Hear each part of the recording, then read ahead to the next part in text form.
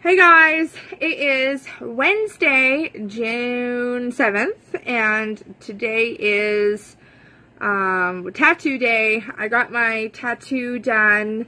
You can kind of see it through the saran wrap. They didn't Tegaderm it this time, just saran wrap, so it was a little bit painful to do on this side of my wrist, but I'm happy to say it's done and over with. That was by far less painful than the pain I battle every day through my disease, ankylosing spondylitis. So today was a hectic day. I've been dealing with Rogers, internet issues, cell phone issues, the whole yard. So I've been on the phone with them for probably a week straight. I have a technician coming. I've been getting credited for some of the issues.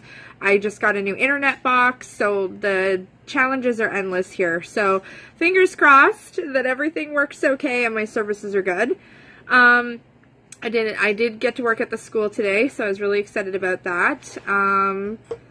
And yeah, so there isn't really much going on today. I went and had a quick little visit with my friend Kayla.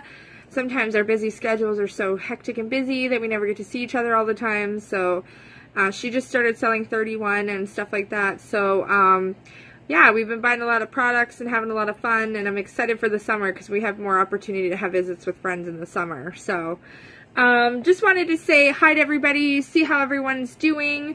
I've had some requests to talk about some of like the pain and struggles that I endure through injections or daily pain that I go through. So I thought I would just go ahead and talk a little bit about the pain struggles. So this is going to be a pain struggles video on just pain, everything we go through that's painful. So I just wanted to check it out. I don't know why my camera is getting all fuzzy.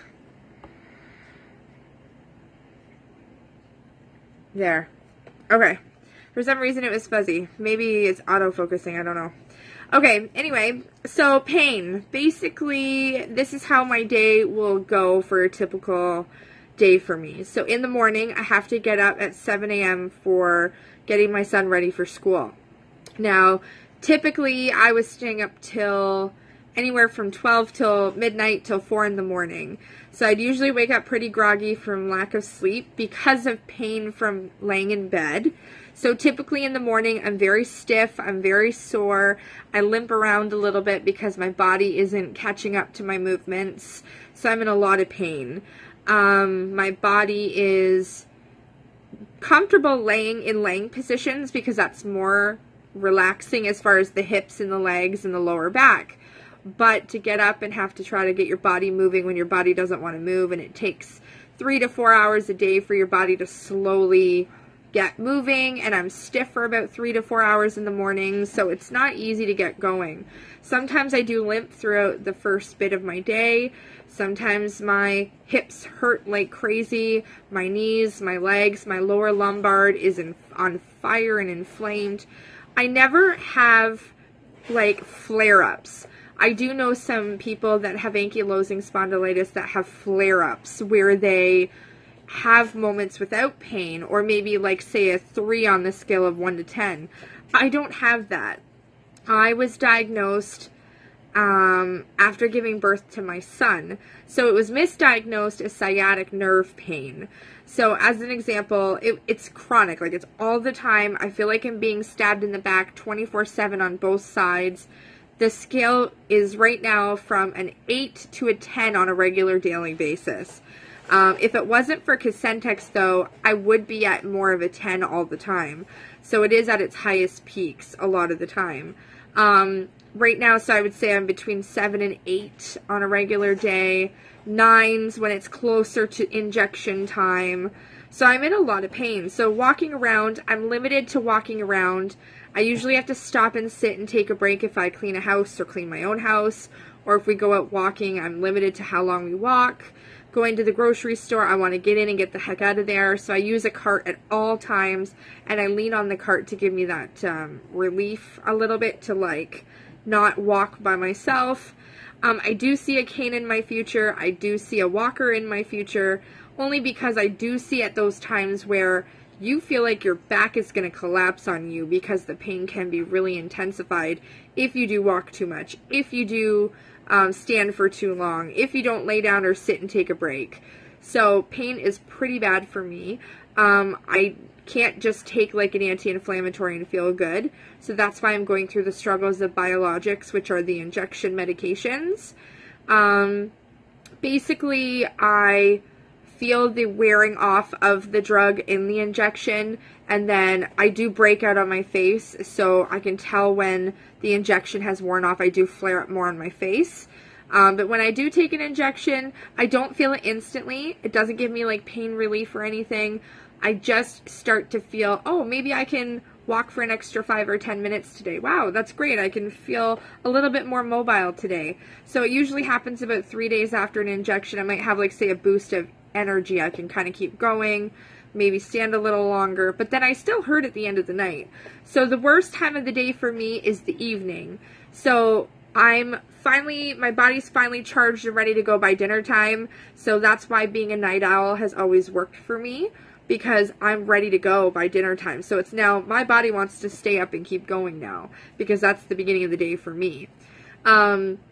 Basically, I'm forcing myself to go to bed now, but when you lay in bed and you take all the weight off your body, that's when you hurt the most.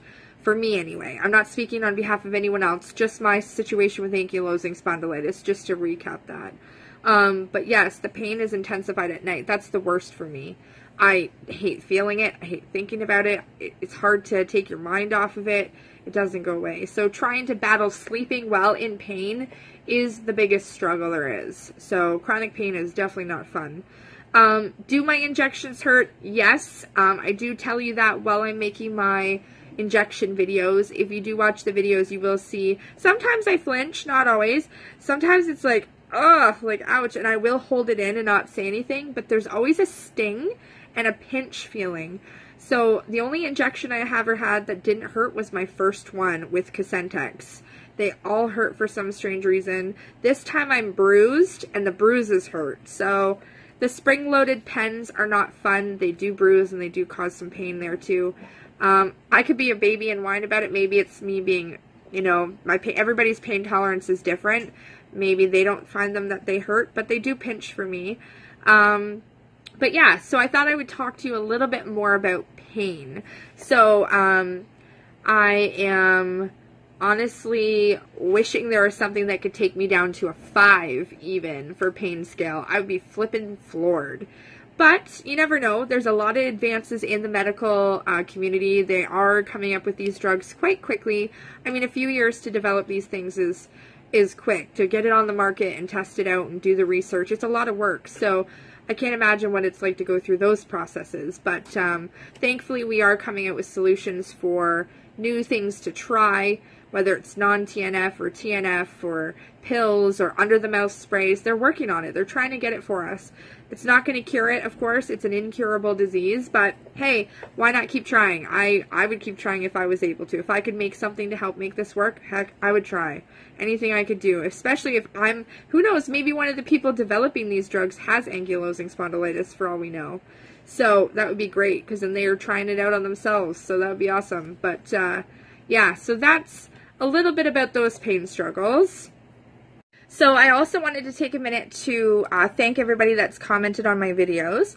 I'm just going to say like first names because I don't want to make anyone feel like I'm calling them out or anything. But I'm glad that Kelly is someone who wrote me on my channel who had said that she had some great news and Cosentyx is on its way. So I love hearing your stories as well and your comments about your experiences. That's something that really actually makes me not only stop thinking about my issues, but it helps me see that other people are going through some of the same things that I'm going through. So Kelly, I hope your issues with Cosentyx are different from mine. Maybe you have good experiences too.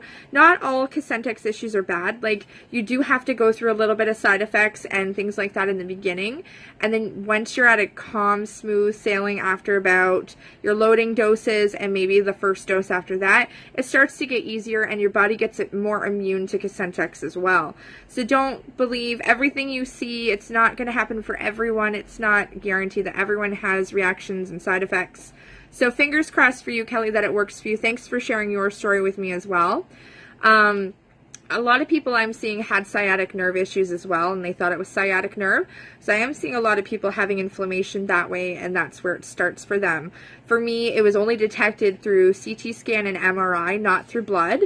Apparently it's genetic, but nobody in my family really has it that we know of. Maybe someone along our ancestry maybe has ankylosing. I have no idea, but I haven't gone back that far in my family tree to really find out. But arthritis is in my family, so maybe it stems from there. I'm not sure. Other comments, I got, thank you for the birthday wishes, everyone. That was great too. I got some of those. Thank you, David, for wishing my sister a birthday message. I also have, oh, weight gain. Someone had asked me if I noticed weight gain as a comment. It was Contact Moi here. I don't know what their real name is, but that's what their name is on YouTube. So, weight gain, I've been struggling with weight gain since before I had a child. So for me, I always have struggles with weight gain, and I also don't eat accordingly either. So I have a sweet tooth. I do eat crappy sometimes.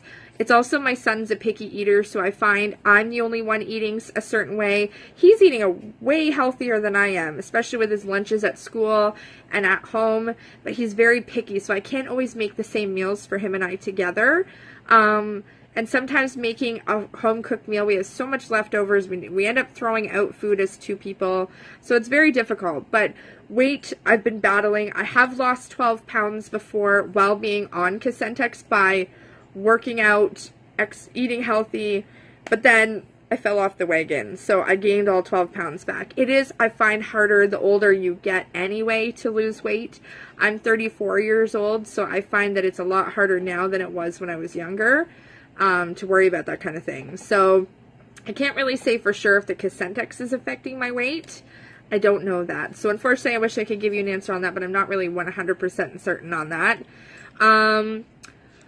Lo gave me feedback and said they loved the videos, and she also, I think it's a she or he, took their first injection last week, and they used to take Humira.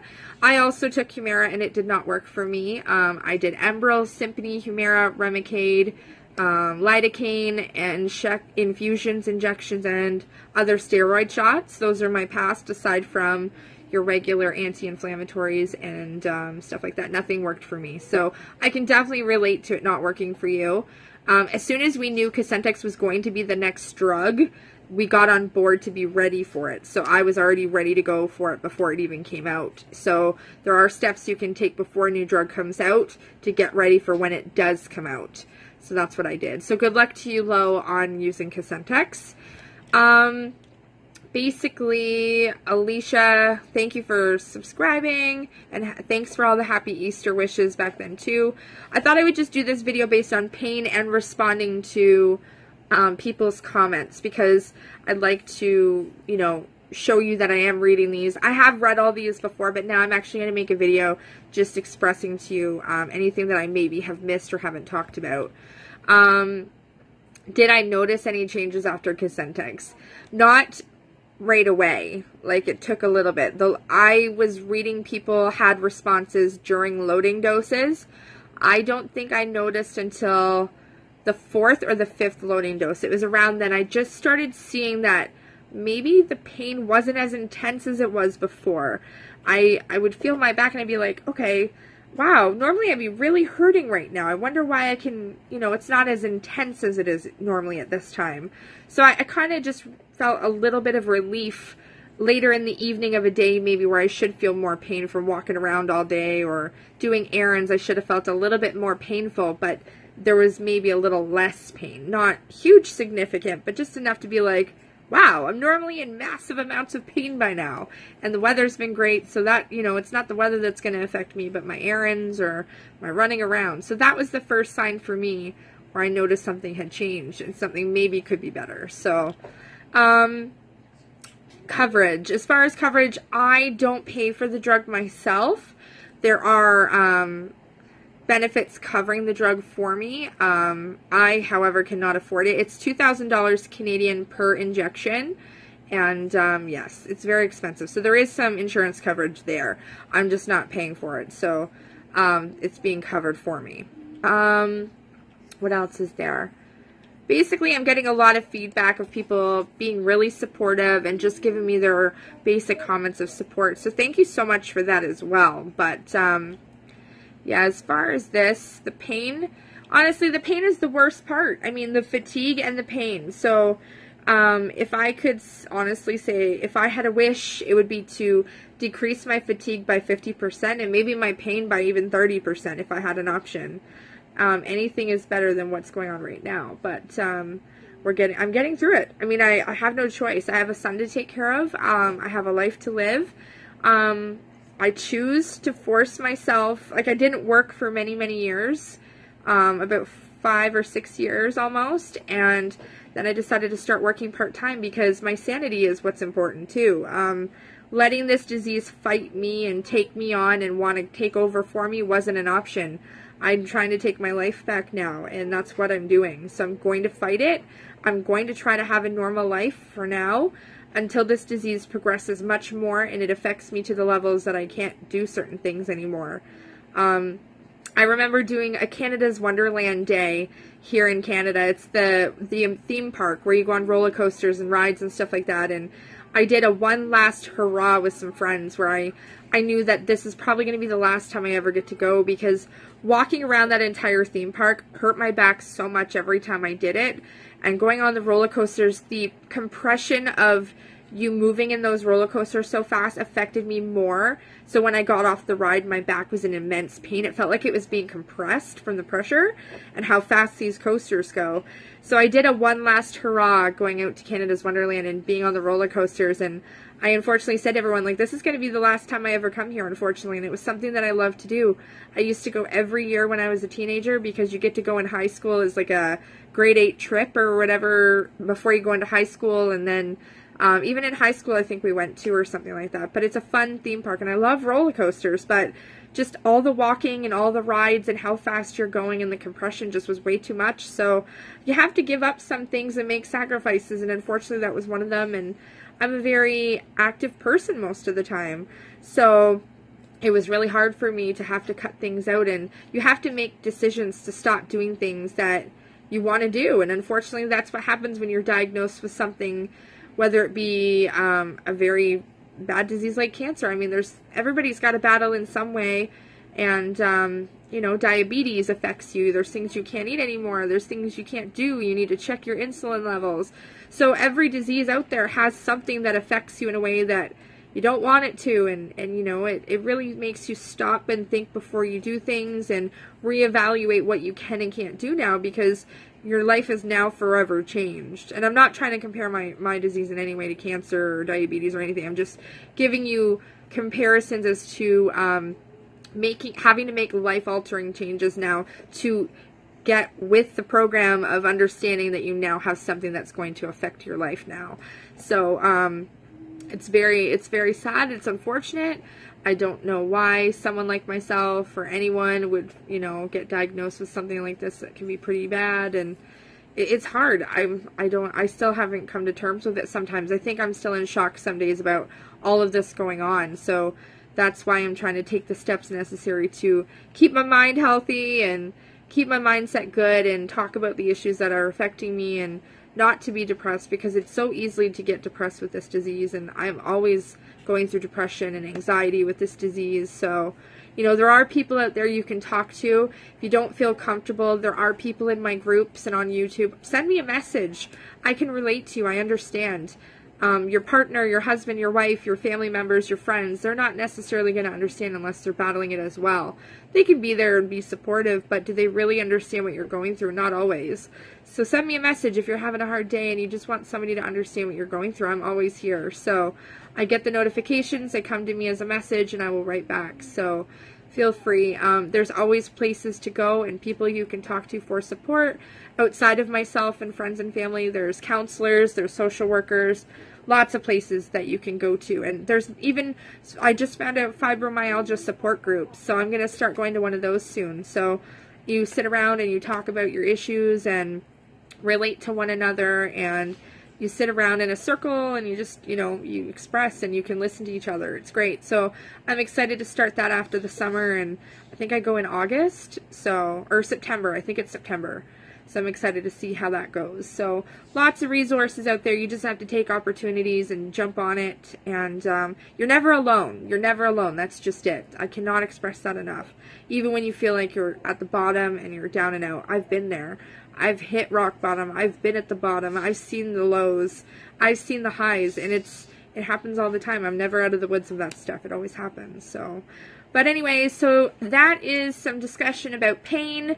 My comments from YouTube, comments from people watching and viewers and followers. So I just wanted to make a video with that.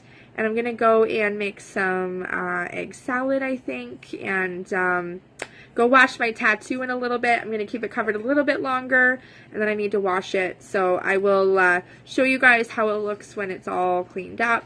And don't forget to give my video a thumbs up and subscribe to my channel. And you can always click the link at the bell below and be notified of upcoming videos. If you ever want me to make a video, feel free to comment and tell me what you want me to talk about. I'm always open to suggestions. I say a lot, and I hope you tolerate my videos. My son's being a good boy and he's quiet in the other room playing Lego right now. So he allows me to make these videos too. And I made 2 live chat videos today on Facebook Live and expressed my 1-year anniversary and talked a little bit about how things are going. So hope you guys are well. Happy Wednesday. Hope everything's great. And until the next video, guys, thanks for always following my journey. You guys are the best. Have a great night.